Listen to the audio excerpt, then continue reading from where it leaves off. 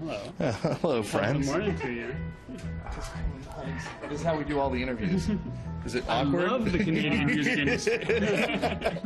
We got to talk about the Junos because we're at the Junos. Does winning those awards, like the Junos and, of course, the Grammy, is that like the highest form of validation you can receive? For me, the highest level of validation will be if in 60 years someone finds us on the On the web. on Web 3.6. Web 3.6, and it's like, oh, that sounds kind of good. Like if one song makes it 65 years from now, that will be the ultimate validation. The kind of award stuff is meaningful in the sense that it kind of relates to culture at large. Like dudes I play basketball with are like, you want a Grammy? You know, like in a way that they wouldn't be if like, I really love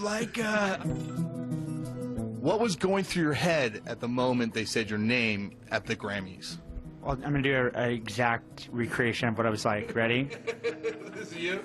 How do you feel? Yay! When you guys all threw those Grammys in the air, were you worried about them coming down and breaking? Can you see it on our faces? Because I was like, whoa. They weren't our Grammys, though. No, those are just filler Grammys. Those are the stand-ins? Hey, we don't even have the real Grammys yet. When are those coming? I don't know. I got a bookshelf that needs to...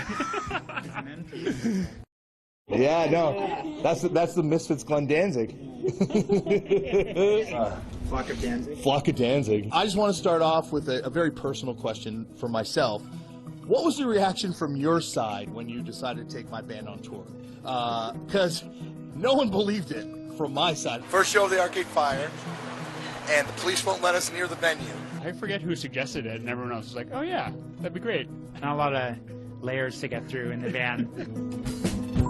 You guys kind of have really maintained like a real control over your situation. It's a really hard thing to do. Is maintaining that control something you kind of have to do to maintain your sanity? I guess so. It's just kind of how we roll. Yeah, we were kind of lucky enough to have no one really care about what we were doing until we had made a record that people liked.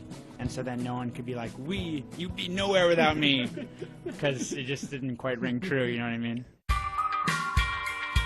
You collaborate with a lot of people, and certainly, you know, your videos have always come off like really strong. Spike Jonze and Terry Gilliam, like two names that come right out there.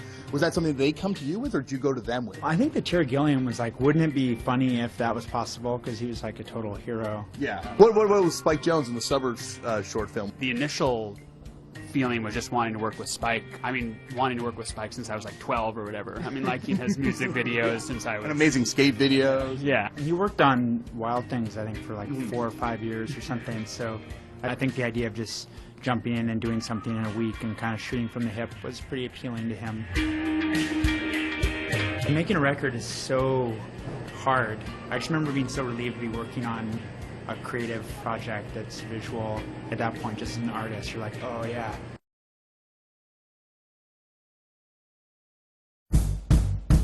What do you think about what's happening in Syria right now? There's always these crazy rumors, like Arcade Fire's a cult. Arcade Fire are careerists that were put together by a label. And then, like, now even, like, you know, people saying that you guys are not nice people, like Wayne Coyne saying that stuff.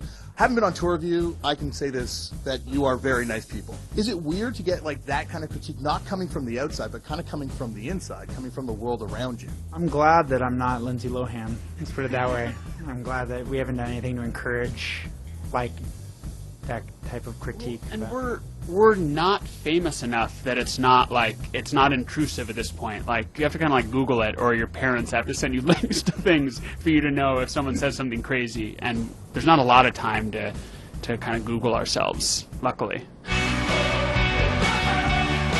You guys are, without a doubt, not blowing smoke, the best live band I've ever seen. Is it harder now playing bigger arenas to kind of get that energy across to 17,000 people than it was to get that energy across to 6 people? It depends what 50 people it is. It's like some shows are really hard and some shows are really easy. So thankfully, I didn't know that it would work out that way, but it seems to work out that way.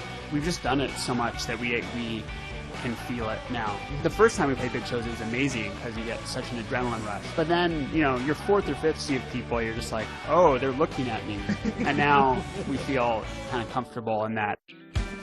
Well, thank you guys so much. Yeah. Come on, bring it on. Bring it in. Bye, clown. Bye, Raptors, clown. Bye, guys.